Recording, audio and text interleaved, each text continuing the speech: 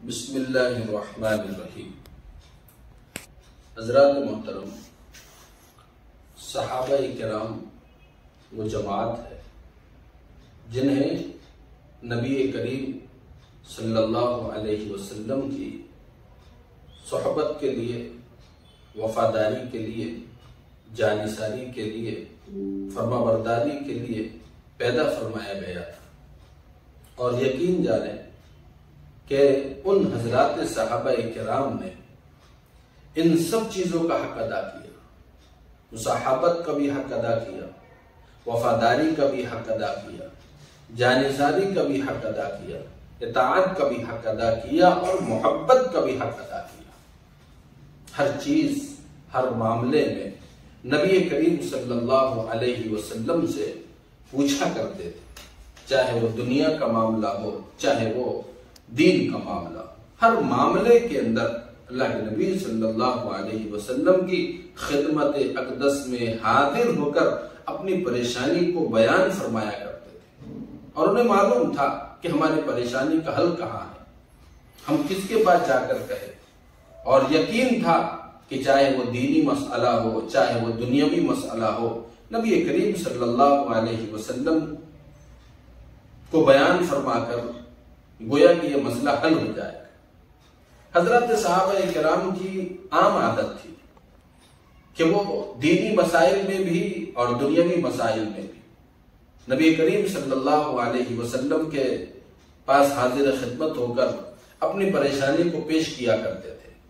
جیسا کہ آج ہم دیکھ رہے ہیں، اس پرآشوب دور میں، اس مہاماری کے دور میں، اس جو ہے چاروں طرف ظلم و ستم کے دور کے اندر لوگ کس طریقے سے کام کاج کے اعتبار سے، روزی کے اعتبار سے، اسی طریقے سے اپنی پریشانیوں کے اندر گھرے ہوئے۔ ایک مرتبہ کتابوں کے اندر ایک صحابی رسول کا واقعہ ملتا ہے کہ اسی طرح وہ اللہ کے نبی صلی اللہ علیہ وسلم کی خدمت اقدس میں حاضر ہو کر اللہ کے نبی صلی اللہ علیہ وسلم کے سامنے اپنی پریشانی کو پیش کیا، اور جملہ آپ نے فرمایا کہ اللہ کے نبی، ایسا لگتا ہے کہ دنیا نے مجھ سے منہ پھیر لیا ہے۔ ان کے کہنے کا مطلب یہ تھا کہ میرے رزق سے برکت اور وسعت چلی گئی، کچھ میرے پاس میں نہیں ہے، آپ دعا فرما دے، کوئی طریقہ بتلا دے جس کے ذریعے سے مجھے اس پریشانی سے نجات مل جائے۔ اللہ کے نبی صلی اللہ علیہ وسلم نے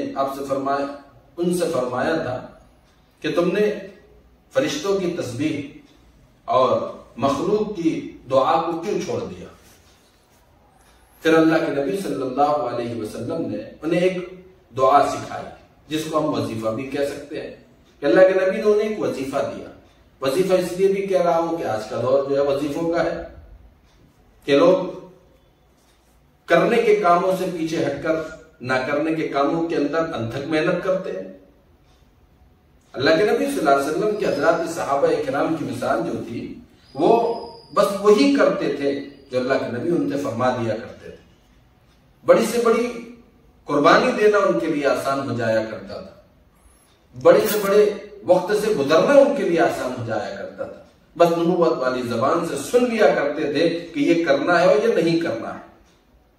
آج ہم سب بھی روزی کے اعتبار سے، کاروبار کے اعتبار سے پریشان ہیں، اس پر آشوب دور میں، پر فتن دور کے اندر، جہاں پر موجودہ حکومت کی طرف سے مسلمانوں کے اوپر شکنجے کو کسا جا رہا ہے، آئے دن سرمایہ دار اور اسی طریقے سے ان کی روزی روٹی کے اوپر حملے کیے جا رہے ہیں۔ لیکن میرے عزیزوں، ہم اچھی طرح جانتے ہیں کہ صرف وظیفوں سے کام نہیں چلتا، دعاؤں سے کام نہیں چلتا۔ اگر جب تک کہ ہم حلال و حرام کی تمیز نہیں کریں گے، جب تک کہ ہم اوامر اور نواہی کے اندر فرق نہیں کریں گے، اللہ نے جن چیزوں کو حلال کیا ہے اسے شوق سے استعمال کریں گے، جن چیزوں کو حرام قرار دیا ہے ان چیزوں سے اپنے آپ کو مکمل طور پر بچائیں گے۔ اور اسی کے ساتھ ساتھ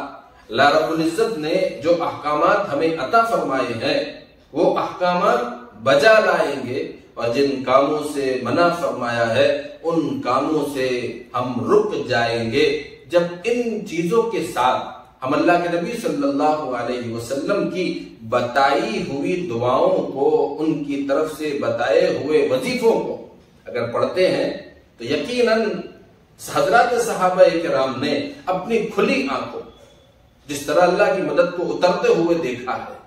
جس طرح فوراً انہیں اللہ کے نبی صلی اللہ علیہ وسلم کی نبوت والی زبان مبارک سے نکلے ہوئے الفاظ پر جو یقین تھا اور وہ جانتے تھے کہ اب یہ چیز میرے لیے آسان ہو جائے، یقیناً اس دنیا کے اندر ہم بھی ان چیزوں کی پابندی کی بنیاد پر، حلال و حرام میں فرق کی بنیاد پر حلال کو اختیار کریں گے، حرام سے روکیں گے۔ اسی طریقے سے احکامات خداوندی کو بجا لائیں گے اور نواہی سے اپنے آپ کو روکیں گے، خود بھی روکیں گے، گھر والوں کو بھی روکیں گے، ان اعمال کے اوپر لا کر کھڑا کرنے کی کوشش کریں گے جن اعمال کی ہدایت اللہ کے نبی صلی اللہ علیہ وسلم نے ہمیں دی ہے، قرآن نے دی ہے۔ پھر ان سب کرنے کے باوجود ہم اگر پریشان ہوں، حالات میں ہوں اور مصیبت میں ہوں، ایسے مسلسل ایک وقت گزر گیا ہے، کمزور ہے، تو اللہ کے نبی صلی اللہ علیہ وسلم نے ان صحابی سے فرمایا تھا، اللہ کے نبی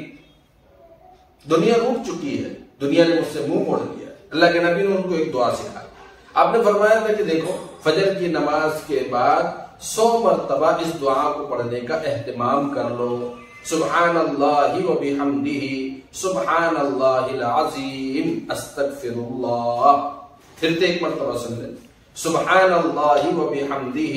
سبحان اللہ العظیم استغفر اللہ۔ جو بندہ 100 مرتبہ فجر کی نماز کے بعد اس دعا کے پڑھنے کا اہتمام کرے گا، اللہ چند دنوں ہی کے اندر اس پر رزق کی برسات فرما دے گا، گویا کہ اس کا رزق جو ہے پانی کے برسات کی طرح برسے گا، اس کے رزق کی فراوانی اور وسعت پیدا ہو جائے گی۔ یقیناً ایسا ہی ہوا، وہ صحابی رسول نے چند دن اس عمل کو کیا، تو چند دن اس عمل کو کرنے کے بعد پھر اللہ کے نبی صلی اللہ علیہ وسلم کی خدمت اقدس میں حاضر ہو کر کہنے لگے، اللہ کے نبی اس عمل پر، اس وظیفے اور دعا کے پڑھ لینے کے بعد اللہ تعالیٰ کا بڑا کرم ہوا، فضل ہوا کہ اللہ رب العزت نے اب تو اتنی برکت عطا فرما دی ہے کہ گھر میں رکھنے کو جگہ نہیں، اب تو خود بھی استعمال کر رہا ہوں اور دوسروں کو بھی جو ہے دے رہا ہوں۔ یہ ہوتا ہے کہ جب آدمی اللہ رب العزت کی عطا کردہ نعمتوں کا صحیح استعمال کرتا ہے، اور پھر اگر وقتی ضرورت، کوئی حالات، کوئی پریشانی اس کے ساتھ جڑ جاوے، اور پھر وہ نبی کریم صلی اللہ علیہ وسلم کے بتائے ہوئے طریقوں اور سنن کے مطابق جو عمل، جو وظیفہ، جو دعا کر لے، تو فوراً اللہ تعالیٰ اس کا اثر ظاہر کرتا ہے۔ اس لیے آپ نے سنا ہوگا بارہا کہ لوگ جو ہے جہاں بیٹھتے ہیں، کسی نے حال پوچھ لیا اگر جناب کیا حال ہے، تو بس دیکھ لیجئے کہ وہ انسان کس طریقے سے نب کی ناشکری کے اوپر اتر آتا ہے، جبکہ 10 سال کے اندر اگر 1 سال اس انسان کو مصیبت کا دیکھنا پڑ جائے تو وہ 9 سال شکر کے،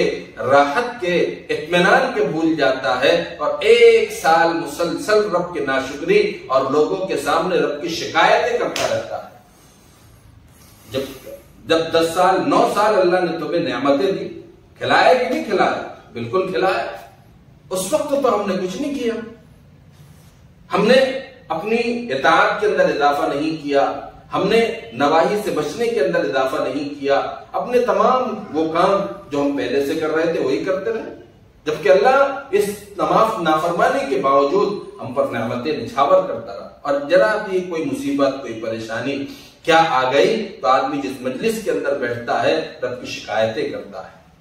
جس مجلس کے اندر بیٹھتا ہے، جبکہ اللہ تو وہ کریم ہے کہ ہمارا نامہ اعمال گناہوں سے آلودہ پہنچتا ہے، پھر بھی اللہ نورانی مخلوق فرشتوں کے درمیان میں ہماری برائیوں کا چرچا نہیں کرتا۔ اللہ کی طرف سے کچھ حال، کچھ مصیبتیں، اور کبھی امتحان کے لیے، کبھی ہماری گناہوں کی پاداش میں جب کوئی سزا اتار دی جاتی ہے امتحان کے طور پر، تنبیہ کے طور پر، تو ہم شکایتیں کرنے لگتے ہیں۔ یہ طریقہ کار درست نہیں ہے۔ اللہ رب العزت نے ہمیں جہاں نعمتوں کے اندر رکھا ہے، وہیں اگر کوئی مصیبت پریشانی آ جائے تو پھر کیا بری بات ہے؟ ہم اس کے بعد سوچیں۔ اس لیے کہا ہے بزرگوں نے کہ مصیبت کے وقت آدمی نیکی کی طرف دوڑ رہا ہو، مشکلات کے وقت آدمی احکامات خداوندی کی طرف بڑھ رہا ہو، کل جتنا کام کیا کرتا تھا اس سے زیادہ کرنے کی کوشش کر رہا ہو تو گویا کہ یہ ترقی درجات کی علامت ہے. اللہ تعالیٰ اس کو مقام بلند عطا فرمانا چاہتا ہے. لیکن ایک آدمی پریشان بھی ہو اور پہلے جو کچھ نیکی کے کام کیا کرتا تھا اب وہ بھی باقی نہیں ہے. کبھی کبھی مسجد میں دکھ جایا کرتا تھا اب وہ بھی نہیں ہے. پوچھے جناب کیا ہوا, اب تو دکھ بھی نہیں رہے ہو. کہا کیا بتائے, بڑا پریشان. تو پریشانی اس لیے نہیں آئی تھی کہ مسجد ہی کو چھوڑ دیا جائے, اللہ ہی کو چھوڑ دیا جائے اور اپنے ہنر کو, اپنی طاقت کو, اپنی صلاحیت کو